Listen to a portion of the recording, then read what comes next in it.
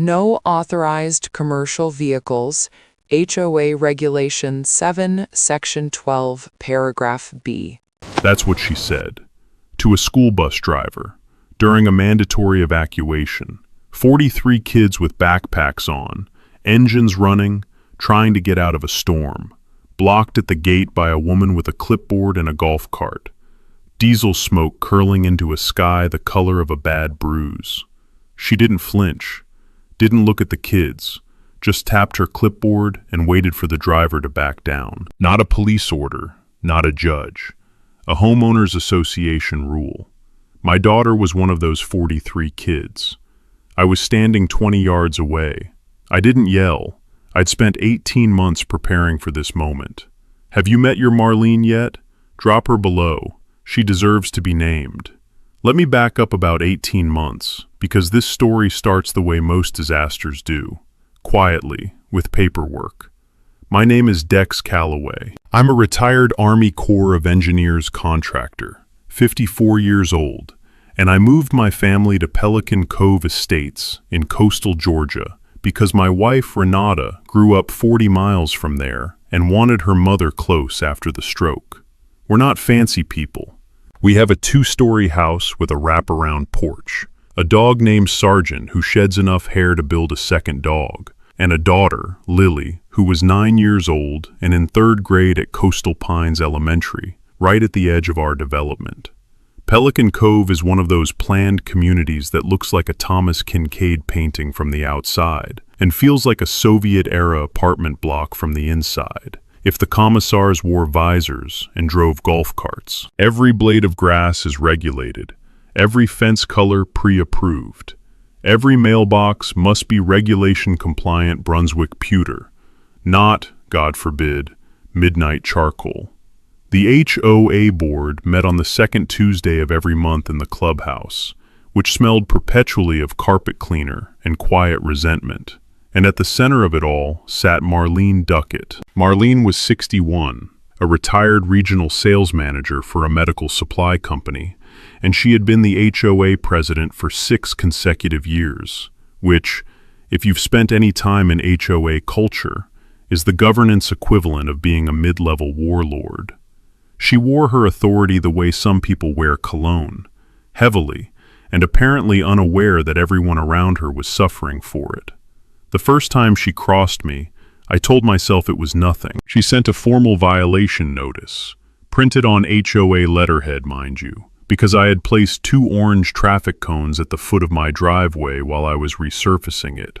The cones, she wrote, created an aesthetically disruptive visual corridor inconsistent with Pelican Cove aesthetic standards, Article 4. She fined me $40. I paid it. Renata said, "Don't start, we just got here." Fine. The second time I was less patient. Coastal Pines Elementary shares a driveway access with the community's east entrance, an arrangement that had existed for 15 years before we moved in, formalized in a shared-use easement recorded at the county courthouse in 2008. Every school morning, the bus pulled in, kids walked up, bus left. Simple, clean, never an issue.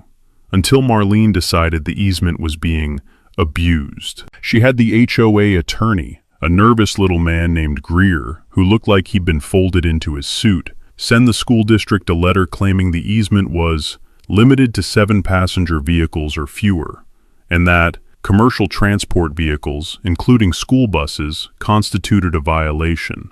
The school district, bless their underfunded hearts, didn't have the bandwidth to fight it. They rerouted. Now the kids, 43 of them from Pelican Cove, including Lily, had to walk 6/10 of a mile to the county road stop, rain or shine, past a drainage ditch with no sidewalk. My daughter came home one Tuesday in November with soaked sneakers and mud up to her knees, holding her backpack over her head. She didn't cry. She's tougher than I deserve. But she looked at me with those big brown eyes and said, "Dad, why can't the bus just come here like before?" I had no good answer, and I decided that was the last day I wouldn't have one. I knocked on Marlene Duckett's door that evening. She opened it 4 inches, chain on, and told me, politely but with the frost of a woman who has practiced this exact tone, that I could submit a formal grievance at the next board meeting, which was 3 weeks away, and that she'd be happy to add it to the agenda. The chain stayed on. So did my resolve. I showed up to that board meeting with a manila folder, a printed copy of the 2008 easement agreement, and the specific citation from Georgia Code Section 44-9-1 governing shared use easements. I'd spent 2 evenings at the kitchen table with my reading glasses and a yellow highlighter, the way I used to prep technical specs for Army contracts. Sergeant curled at my feet, occasionally sighing at my dedication. The clubhouse was half full, maybe 20 neighbors, most of them there out of habit rather than passion. The folding chairs had that particular squeak that makes every shift feel like a public announcement. The coffee was stale in the way that institutional coffee always is, leaving a thin film on the back of your teeth. Marlene sat at the center of the board table in a blazer the color of old money, flanked by 2 board members, Theo Haynes, a retired dentist who agreed with everything she said, and Peg Whitfield, a woman who had the look of someone who had been meaning to quit this board for 3 years and just hadn't gotten around to it. I waited my turn. I was polite. I presented my case, passed out copies of the easement, and explained that the restriction Marlene's attorney had cited, the 7-passenger vehicle limit, did not appear anywhere in the original recorded document. I had checked it twice. I'd even called the county clerk's office to confirm. Marlene listened with the expression of someone watching a child explain why the sky is actually green. When I finished, she smiled. "Mr. Calloway," she said, her voice carrying the practiced warmth of someone who has been condescending for decades. "The board has a legal obligation to interpret the easement language in a manner consistent with community safety and aesthetic standards. Our attorney has provided his professional opinion, and the board stands by it." "Your attorney's opinion isn't a legal ruling," I said. "It's sufficient for our purposes." "Does that mean you're refusing to restore bus access?" "I mean that this issue has been reviewed, and the board's position is unchanged." She glanced at her agenda sheet. "Moving on. Item 6, the request for additional exterior lighting at the tennis court." "I'm not done." The room went quiet. Peg Whitfield looked at her hands. "Mr. Calloway," Marlene said, still smiling, "you've had your time. Additional comments can be submitted in writing within 14 days per Robert's rules, as adapted in our— "Then I'll see you in county court," I said, and sat down. She moved on to the tennis court lighting. Theo nodded about lumens. I sat there with my folder, jaw tight, smelling the carpet cleaner and the old coffee, and I thought, okay, if she wants it formal, we'll go formal. I called a real estate attorney the next morning. Her name was Vivian Okafor, 40 years old, 12 years of property law, the kind of lawyer who answers her own phone and doesn't waste words. I explained the easement situation. She pulled the recorded document in about 45 minutes and called me back. "She's wrong," Vivian said. "The 7-passenger limitation your HOA is citing doesn't exist in the document. The easement is a general ingress-egress easement for school-related traffic, recorded without vehicle class restrictions. I can file an injunction." Takeaway: a HOA attorney's professional opinion is not a court order. Always pull the actual recorded document from your county clerk's office before accepting any HOA legal interpretation as fact. We filed the injunction request on a Thursday. By the following Tuesday, the week before the board meeting where Marlene planned to formally codify her vehicle restriction into the HOA's governing documents, the County Superior Court issued a temporary restraining order prohibiting the HOA from interfering with school bus access to the shared easement. Vivian emailed me a copy at 7:14 p.m. I was standing at the kitchen counter eating leftover chili. I set down my spoon, read it twice. Then I walked into the living room, where Renata was watching a home renovation show, and I said, "The TRO came through." She looked up. "Did you win?" "First round." She nodded and went back to her show. This is why I married her. The next morning, a school bus pulled into Pelican Cove for the first time in 4 months. Lily was standing at the end of our driveway in dry shoes. The bus driver, a big guy named Earl with forearms like bridge cables, gave me a thumbs up through the windshield. I figured that was the end of it. I was wrong in the way that people are wrong when they forget what kind of animal they're dealing with. Marlene's response to the TRO was not to comply quietly and move on like a reasonable person. Her response was to escalate, methodically, persistently, and with the particular creativity that petty power develops when it's been denied something it considers its birthright. First, she had the HOA install a new entry gate at the east entrance. Not an old gate, a new gate. $14,000 from the Community Reserve Fund, approved in an emergency board session held with 24 hours notice at 7 a.m. on a Wednesday, which she knew most working residents couldn't attend. The gate had a keypad, a sensor arm, and, crucially, a posted weight limit of 8,000 pounds. A loaded school bus weighs approximately 26,000 pounds. The TRO covered the easement's use. It did not, Marlene's attorney argued, prohibit the HOA from making structural improvements to common property, including a gate that happened to have a weight limit. Vivian was annoyed in the clinical way that good lawyers get annoyed, precisely and with documentation. She's gatekeeping with infrastructure, Vivian told me on the phone. It's creative, I'll give her that. Can we stop it? We can go back to court, but that takes time. In the short term, the school district's buses are blocked again. Lily went back to walking. I drove her myself, parking on the county road and watching her cross until I could see Earl's bus from where I stood. And I waited every afternoon the same way. But I was also watching other things. I started attending every HOA meeting. Every single one.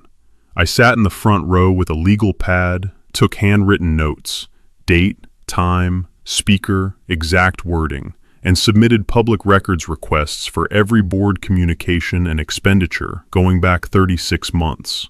This is your right in most states. HOA financial records and meeting minutes are member-accessible documents. Takeaway. In Georgia, under the Georgia Property Owners Association Act, OCGA, Section 44-3-226, HOA members have the right to inspect financial records, meeting minutes, and governing documents upon written request, and the HOA must respond within 30 days.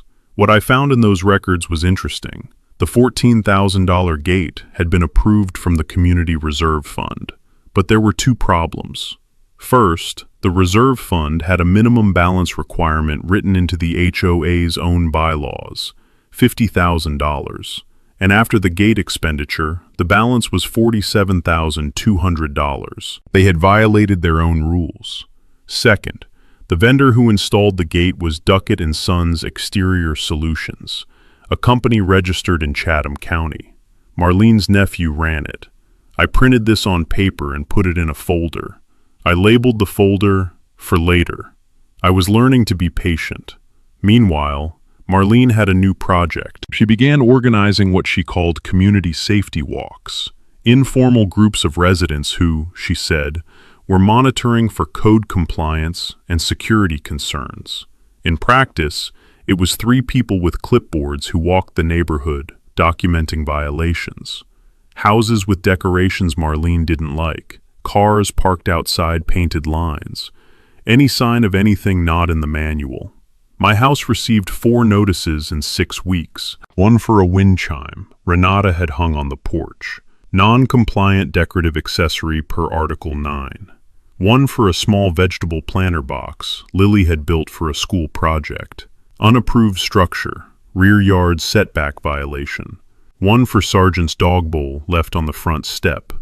Unsanctioned personal property in common visual corridor. And one, my personal favorite, for a small American flag I'd placed in the flower bed to mark Veterans Day, which was, per Marlene, not pre-approved for placement in front yard landscaping zones.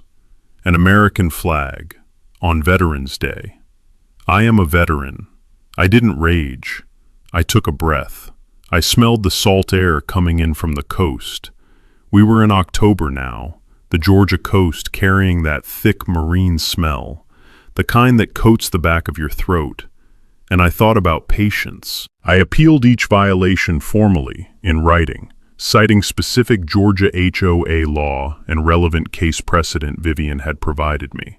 I won 4 for 4. The violations were dismissed, but it cost me time, attention, and a measurable amount of peace of mind. What Marlene understood, what she had always understood, was that bureaucratic warfare is a war of attrition. She had 6 years of experience and institutional infrastructure. She was betting I'd get tired. She'd never met anyone who spent 22 years calibrating explosive charges to precise tolerances in hostile environments. I don't get tired, I get methodical. By December, I had something Marlene did not, a coalition. It hadn't happened all at once. It grew the way resistance usually does, quietly, in kitchens and driveways, in the drop-off line at Coastal Pines, in text threads that started with, "Did you get one of those violation notices too?" and escalated from there. There was Braddock Finley, a 47-year-old plumber who'd been fighting the HOA for 2 years over a storage shed that was 2 inches over regulation dimensions. Good man, big laugh, the kind of guy whose handshake tells you everything you need to know about his character. His wife ran a daycare out of their home, and Marlene had been threatening to classify it as a commercial operation in violation of the residential zoning covenant, a threat that, if carried out, would have gutted their income. There was Connie Rausch, 62, retired postal worker, sharp as a tack, who had kept every piece of HOA correspondence she'd ever received in a binder, organized by year. She handed it to me one afternoon over sweet tea on her porch. "I've been waiting for someone to actually do something with all this," she said. "I figured it'd be you when I saw you sitting in the front row at those meetings." There was Walt Schumacher, 58, a former county roads supervisor who had been quietly furious since Marlene's board denied his request to add a storm drain extension to the east entrance, an extension that would have reduced flooding during heavy rain. The board had denied it because the contractor Walt recommended wasn't on the HOA's approved vendor list. The approved vendor list, Walt pointed out to me, had not been updated in 4 years and consisted of 6 companies, 2 of which had gone out of business. The 4 of us started meeting on Sunday evenings at Braddock's garage, which smelled wonderfully of motor oil and wood shavings, and we built a map, literally, a whiteboard map of every grievance, every violation, every suspicious expenditure, every regulatory maneuver Marlene had made over 6 years. It took 3 sessions just to get everything on the board. By early January, what we had was a picture, and the picture was not pretty. Marlene had been steering HOA contracts to preferred vendors for years, not always her nephew's company, but companies with relationships. A landscaping firm owned by a friend from her church, a pool maintenance company whose owner had given the HOA board a Christmas courtesy gift of $500 restaurant gift cards 3 years running. Not illegal on its face, maybe, but ethically rancid and potentially a breach of her fiduciary duty as board president. And then there was the gate again. The gate budget had been $14,000, but the community records showed the actual invoice total was $11,800. The difference, $2,200, had been coded to a line item labeled Community Improvement Administrative Overhead. There was no supporting documentation. In any functioning accounting system, that's a red flag. We drafted a formal complaint to the Georgia Secretary of State's Corporations Division and the Community Association Institute's Ethics Board. Vivian reviewed it. We were careful, specific, and thoroughly documented. We submitted it in late January. Marlene received notice of the complaint in February. I know because she changed at the next board meeting. The casual contempt was replaced by something harder and more defensive. She came in with her attorney, Greer, the nervous folder man, sitting beside her. She cut off public comment early. She moved through the agenda like someone trying to outrun something. She also, around this time, began a whisper campaign. I heard it from Connie first, then from two other neighbors. The story going around was that I was a troublemaker with a personal grudge, that I had a history of conflicts with authority, and that my army background was, and I want to quote this precisely because it's so perfectly petty, a red flag about instability. I will tell you what I told Braddock when he brought this to me, standing in the garage under the fluorescent lights with the smell of motor oil around us. That's fine. Let her talk. Scared people make noise. Danger people make plans. And we had a plan. But then August arrived, and before any of our careful, methodical, legal groundwork could come to fruition, nature stepped in with a Category 3 hurricane named Dolores and compressed our entire timeline into 48 hours. The bus incident didn't happen in a vacuum. It happened because everything before it had been building pressure, and a hurricane was about to be the needle. The night before evacuation orders were issued, while I was loading our emergency kit and Renata was packing Lily's backpack for what we hoped would be a 2-night stay at her mother's house inland, I got a call from Walt Schumacher. "Dex," he said, "I need you to look at something." Walt had been doing what Walt does, methodically reviewing county records, and he had found something in the HOA's original community plat, the founding document recorded in 2001 when Pelican Cove Estates was first developed. Buried in Section 14 of the Founding Declaration, which Marlene had apparently never read carefully, or had assumed no one else ever would, was a clause. Specifically, a public safety cooperation clause, required by the county as a condition of the development permit in 2001, when the county approved construction on land adjacent to an evacuation corridor. The clause read, in full, "In the event of a declared county, state, or federal emergency, the community association shall not obstruct, restrict, or inhibit the use of any common areas, entry points, or shared access routes by emergency services, government agencies, or designated public safety personnel, under penalty of immediate forfeiture of the association's right to govern said access points for a period of no less than one year." I read it 4 times. "Walt," I said slowly, "does Marlene know this is in here?"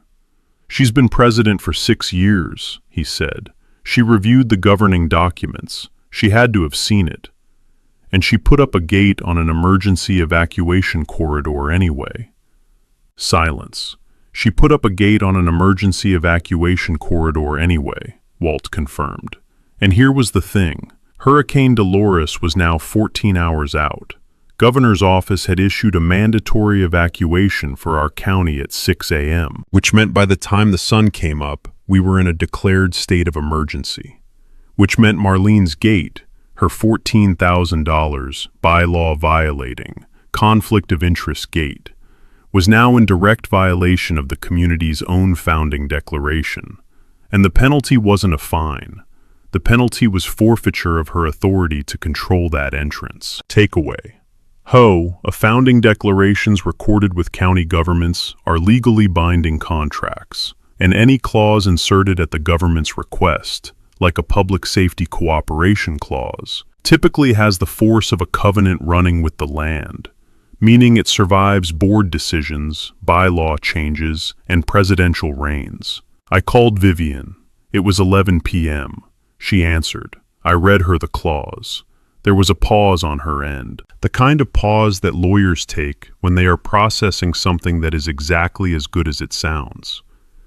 "Dex," she said finally, "that clause doesn't just give you an argument. In a declared emergency, that clause gives you grounds to request direct government intervention to remove the HOA's access control. You could go to the county emergency management office. You could go to the sheriff. If the buses are blocked during an active evacuation order, you're not fighting an HOA dispute anymore. You're reporting an obstruction of emergency operations." And the forfeiture? If she blocks access tomorrow, she hands you the entire east entrance, for a year, by her own founding document. I hung up, stood in my kitchen, and looked out the window at the sky to the south, which was already beginning to take on that green-gray color that coastal people know and dread. The air smelled like salt and rain, and the electric sharpness of something about to break. I called Walt back. "Get Braddock and Connie," I said, "and charge your phones. Tomorrow's going to be a long day." We worked through the night in Braddock's garage, which by 1 a.m. had been transformed into what Connie generously called a situation room, and what I would more honestly describe as 4 exhausted middle-aged people with laptops, a whiteboard, and a pot of coffee strong enough to resurface a road. Here's what we built. Layer 1, the legal architecture. Vivian had agreed to be available by phone starting at 6 a.m. Our primary legal instrument was the Public Safety Cooperation Clause, but we needed to be ready to invoke it formally, not just wave it at someone. Vivian drafted a 1-page cease and desist letter addressed to Marlene Duckett as HOA president, citing the clause, the declared emergency, and the exact penalty provision. The letter was time-stamped and ready to serve by 8 a.m. if buses were blocked. We also prepared a formal complaint to the County Emergency Management Agency, not a phone call, a written complaint, citing Section 14 and requesting that the agency exercise its authority under Georgia Emergency Management Act to designate the east entrance as a public safety access corridor. Walt, with his county background, knew the right office and the right person. Deputy Director Faye Holbrook, who had worked Georgia storm response for 18 years, and did not, Walt assured us, have patience for obstructions. Takeaway. During a declared state of emergency, the Georgia Emergency Management Act, OCGA Section 38-3-1, et sec., grants county emergency management agencies authority to compel access to privately controlled property when it impedes emergency operations. This overrides HOA authority entirely. Layer 2, the documentation net. Braddock had a GoPro he used for job site documentation. We mounted it on a magnetic base that could stick to any vehicle. Walt had a dash cam. I had my phone set up to record continuously using the extended video function. Connie, and this is why I love Connie, had already texted 3 neighbors asking them to document anything they witnessed at the east entrance with their own phones starting at 7 a.m. Whatever happened tomorrow, it would be filmed from at least 5 angles. Layer 3, the media thread. I had been in contact, quietly, with a reporter at the Coastal Georgia Ledger named Price Dunbar, who had been following the HOA story in a general way since I'd given him a heads up about the conflict of interest complaint in February. I texted Price at midnight. "If buses get blocked during evac tomorrow, I'll call you first." He texted back in 40 seconds. "I'll have my camera ready." Layer 4, the National Guard connection. This one was mine alone, and it came from a very specific part of my past. During my Army Corps work, I had spent 18 months coordinating with the Georgia Army National Guard on infrastructure assessment after Hurricane Michael in 2018. My counterpart then was a man named Major Gerald Oates, now Lieutenant Colonel Gerald Oates, stationed at Fort Stewart, who was currently, as I knew from his LinkedIn update 2 months ago, serving as operations coordinator for the Guard's storm response mobilization. I called Gerald at 2 a.m. He picked up on the 3rd ring, which tells you everything about what the Guard's schedule looks like before a Category 3. "Dex, you're in Pelican Cove?" "I am, and I have an HOA president who has blocked bus access to an elementary school on a shared evacuation corridor. And I have the founding document that says she can't do that during an emergency. I need to know, if the county emergency management makes a formal access request, can the Guard be part of the response team?" Gerald was quiet for a moment. "If county emergency management is formally requesting support for an obstruction on a designated evacuation route, yes. We're already mobilized. It doesn't take much to redirect 2 soldiers and a staff car. Just the visual would do it," I said. "Oh, I know," Gerald said. There was something in his voice that sounded like professional satisfaction. "I've seen HOA people fold at a uniform. Get me the formal request from the county, and I'll have someone there. I hung up and stood in the garage for a moment.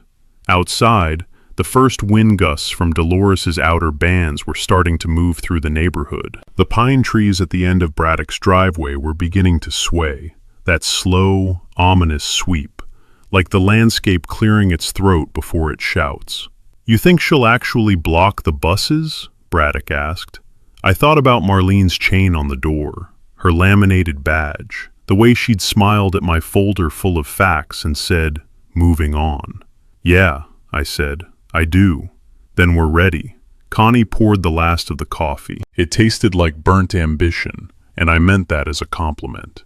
We waited for morning, 6:14 a.m. First light the color of pewter and old brews. The county's mandatory evacuation was on every radio station. My phone had received 3 emergency alerts. Renata and Lily had left an hour earlier, headed inland to her mother's house, Lily clutching her backpack and sergeant's leash, asking me to promise I'd be careful. I promised. I meant it. But there was something I had to finish first. At 6:20, the Coastal Pines Elementary evacuation buses, 4 of them, contracted through the county school district as part of the county's emergency operations plan, pulled up to the east entrance of Pelican Cove Estates. The gate was down, and Marlene Duckett was standing on the other side of it. I want to be precise about this because it matters. She was not there by accident. She was in her HOA vest, the one with the embroidered president's seal. She had her clipboard. She had her golf cart parked sideways behind the gate, as if the vehicle itself was an additional obstacle. And she had, I want to say this slowly so it lands correctly, she had a folding table with a sign. The sign, printed in the same font as HOA violation notices, read, "No unauthorized commercial vehicles. HOA Regulation 7, Section 12. The bus driver, it wasn't Earl this morning, it was a woman named Dottie Banks, maybe 40, with the kind of no-nonsense expression that comes from driving a vehicle full of children through 20 years of Georgia weather, pulled to a stop and opened her door. "Ma'am, I'm here for the school evacuation. I need access to—" "This entrance is closed to commercial vehicles," Marlene said. "You'll need to use the county road stop. There's a Category 3 bearing down. The county road stop doesn't have shelter or supervision for these kids. That's not an HOA concern." Dottie Banks looked at Marlene with the expression of someone who has aged entirely past tolerance for nonsense. Then she looked over at me, because I was standing 20 yards back on the community side of the gate, having walked from my house at 5:55 a.m., precisely so I'd be inside when this moment came. I held up my phone, recording. I also held up a printed copy of Vivian's cease and desist letter, which I had already handed to Marlene personally at 6:05. Signed receipt required, which she had refused, which meant Braddock had witnessed and documented the refusal on his GoPro. "Marlene," I said, "you've been served with a cease and desist, citing Section 14 of your founding declaration. This is a declared emergency. You are currently in violation of your own governing documents. I've already filed a formal complaint with the County Emergency Management Office." "Your letter is not a court order," she said, and I watched her face as she said it, because she had said the exact same words to me at that first board meeting, 18 months ago, and she thought it was still her best move. "You're right," I said. "It's not. But this is."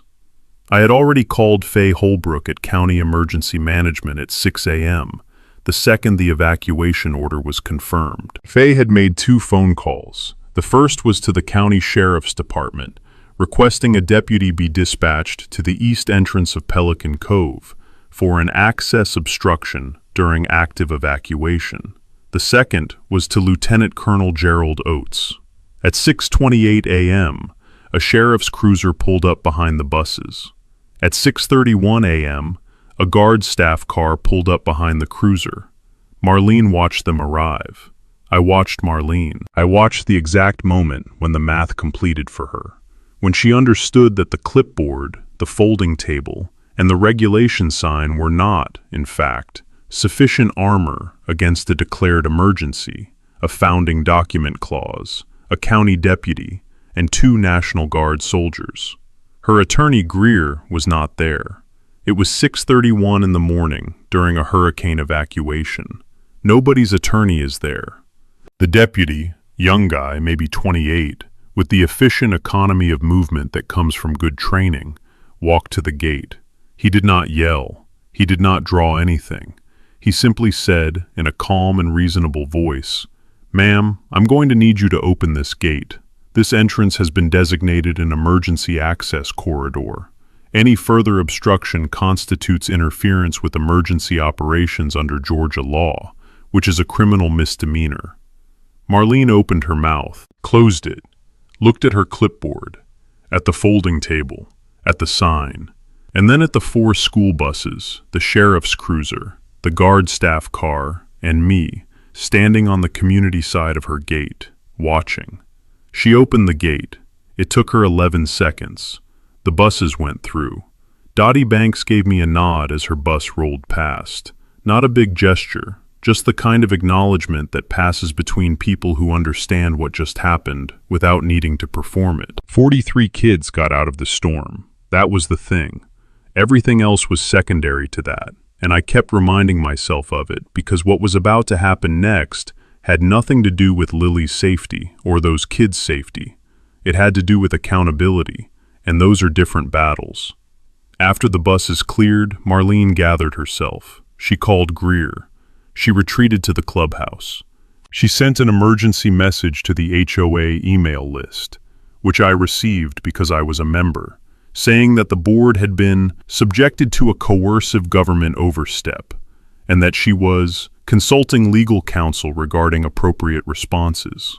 She also, in what I can only describe as the petty power equivalent of a Hail Mary, attempted to have my community gate access revoked within 48 hours, claiming I had facilitated an unauthorized entry by being present at the gate. This was the kind of maneuver that sounds plausible to someone who has been getting away with things for 6 years, and sounds insane to anyone with a functional understanding of law. Vivian called me at noon from her own evacuation shelter. She's trying to revoke your gate access. Can she? Not without a board vote, proper notice, and a hearing, all of which are required under your own bylaws. Also, she'd have to articulate what rule you broke. Being present on community property during an emergency is not a violation of anything. A pause. She's panicking. Good. Dex, this is the moment. The hurricane's going to pass in 36 hours.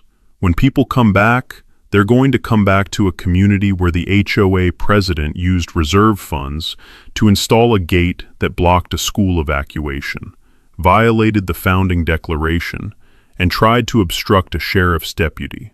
You need to call a special meeting. Under Georgia Property Owners Association law, a special meeting can be called by any group of members representing at least 10% of the community. Pelican Cove had 187 homes. I needed 19 signatures. I had 31 signed petitions before the storm even made landfall, because Connie had been walking the neighborhood since 7 a.m.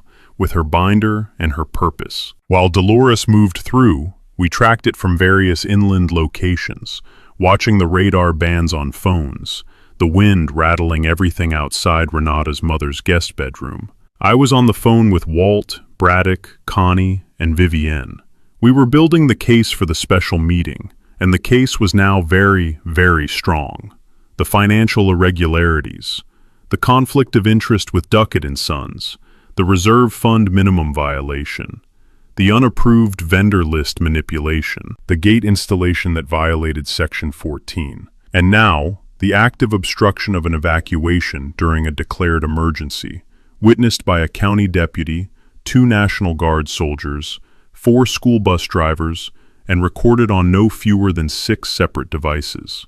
Marlene, in her panic, also made one more mistake. She called Price Dunbar at the Coastal Georgia Ledger to offer her side of the story about the gate incident, apparently expecting that a local reporter would treat an HOA president's press release as news.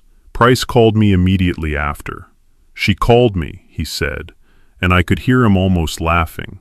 She wanted me to write about government overreach targeting a homeowner community. I told her I'd love to hear her side, but I already had 6 videos of the incident and a copy of the founding declaration clause. What did she say? She said she'd get back to me through her attorney. A beat. Dex, I want to run this story, big. Not just the evacuation, the whole 18 months, the gate, the contracts, the vendor list. Can I interview you and your team when people are back in their homes? Yes, I said. Yes, you can. The storm passed in 38 hours. It was bad. Widespread flooding in low-lying areas. 24 downed trees in Pelican Cove alone. Fences blown out and shingles scattered like confetti on a cold street. The kind of mess that requires community to rebuild. The kind of moment that clarifies what a neighborhood actually is versus what it performs itself to be. When I drove back into Pelican Cove on a bright Thursday morning, the air smelled like torn pine and wet earth and salt, and everything felt scoured clean. Walt was already out with a chainsaw. Braddock was pulling debris from a neighbor's driveway. Connie was on her porch with her binder, updating it. I stopped at the east entrance. The gate was still there. Not for long. The special meeting was held 12 days after the storm, on a Tuesday evening in the clubhouse that had been cleared of post-hurricane debris and smelled, for once, not of carpet cleaner, but of fresh paint and sawdust from recent repairs. We had requested the meeting on the Monday after residents returned, and per the bylaws, the board had to convene within 14 days of a valid petition. The room held 187 households. That evening, 134 of them sent someone. Marlene arrived in her blazer, with Greer beside her and Theo Haynes one step behind. Peg Whitfield, and I noticed this because I notice everything, sat not with the board table, but in the audience. 3rd row, arms crossed. Done. I sat in the front row with Vivian on my left, Braddock on my right, and Walt and Connie directly behind me. Walt had the whiteboard materials. Vivian had the legal filings. I had the folder I'd been building for 18 months, now 4 inches thick, organized by category and date, the way you'd organize a prosecution. Marlene called the meeting to order and immediately attempted to set an agenda that did not include the items we had petitioned for. Vivian was on her feet before Marlene finished her sentence. Point of order. This special meeting was called pursuant to a member petition under Article 11, Section 3 of the governing bylaws. The agenda is defined by the petition, not by the board. The petitioned items are financial audit findings, the Section 14 violation, and a vote on board leadership. Those items constitute the agenda. She sat down. Greer leaned over to Marlene and whispered. Marlene's jaw tightened. She nodded. Fine, she said. We'll address the petition items. What followed was 62 minutes of the most thorough public accounting I have ever witnessed in a civilian context. Walt presented the financial analysis, the reserve fund violation, the Duckett and Sons invoices, the undocumented $2,200 administrative overhead, the vendor list irregularities, on a projector screen so the entire room could see it. He was calm, methodical, and exhaustively sourced. Every number had a document behind it. When he got to the Duckett and Sons connection, the gate vendor being Marlene's nephew, a sound went through the room.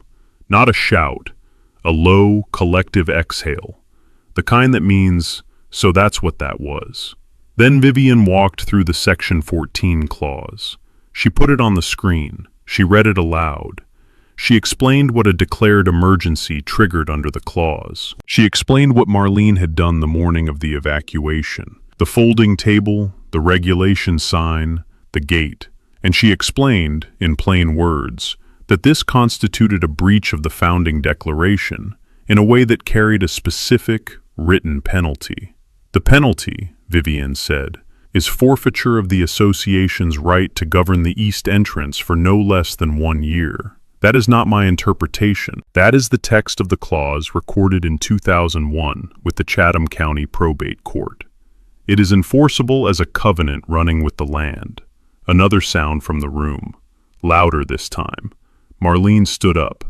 "This is a selective and politically motivated reading of—" "Sit down, Marlene," the voice came from the audience. Roy Halstead, 70 years old, one of the original homeowners in Pelican Cove.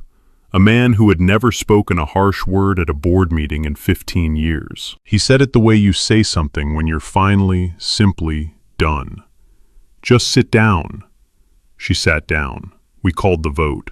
Georgia property law permits removal of HOA board officers by majority vote at a special meeting when financial misconduct or breach of fiduciary duty has been documented. We had documented both. The vote was held by paper ballot, counted by 3 volunteers who were not part of either faction, in full view of the room. 101 to 33. Marlene Duckett was removed as HOA president. In the same vote, because we were efficient, the board was expanded from 3 seats to 5, with 2 immediate vacancies filled by interim members, Connie Rausch and Walt Schumacher, both elected by acclamation. Marlene stood, picked up her blazer from the back of the chair, and walked toward the exit without speaking. At the door, she paused.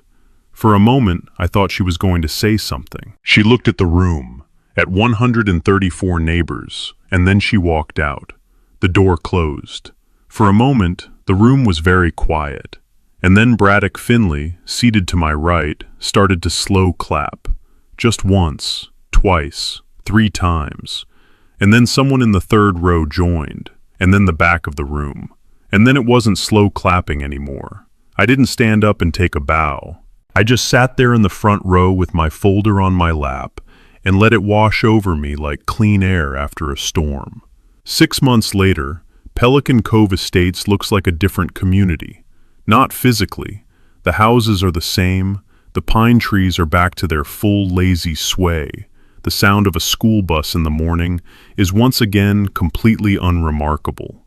But the atmosphere is different in the way a room is different when you open a window that's been painted shut for years. The new board, Connie as president, Walt as treasurer, Braddock as infrastructure lead, plus 2 new members elected from the broader community, started with a forensic audit of the past 6 years of HOA finances, conducted by an independent CPA firm. The audit found $34,000 in questionable expenditures. The board referred the findings to the Chatham County District Attorney's Office, which opened a preliminary inquiry. No charges have been filed as of this recording, but the inquiry is ongoing. The $14,000 gate, the one that blocked the school buses, was removed. The east entrance is now open, consistent with the Section 14 clause. The school buses run every morning. I sometimes watch from my porch with coffee, while Sergeant leans against my leg. And the sound of that bus pulling in is, I will freely admit, one of the better sounds I have heard in recent years. Greer, the HOA attorney, resigned his representation immediately after the special meeting. He has not been replaced yet. The board is taking applications for new HOA counsel, and Vivian has agreed to review the finalist candidates to ensure they actually know what the governing documents say. As for Marlene, she retained an attorney and threatened to sue the HOA for wrongful removal. Vivian sent a 3-page response outlining the legal basis for the vote and noting that any lawsuit would necessarily require public disclosure of the audit findings in discovery. The lawsuit threat has not been mentioned since. She still lives in Pelican Cove. I see her occasionally at the grocery store. We do not speak, but I have noticed that she no longer wears the HOA vest. This strikes me as appropriate. Here's what the new board did that I'm most proud of, and this is the part I want you to stay for. Walt's storm drain extension, the one that Marlene had blocked for 2 years by refusing to update the approved vendor list, was completed in October using a properly tendered contract process.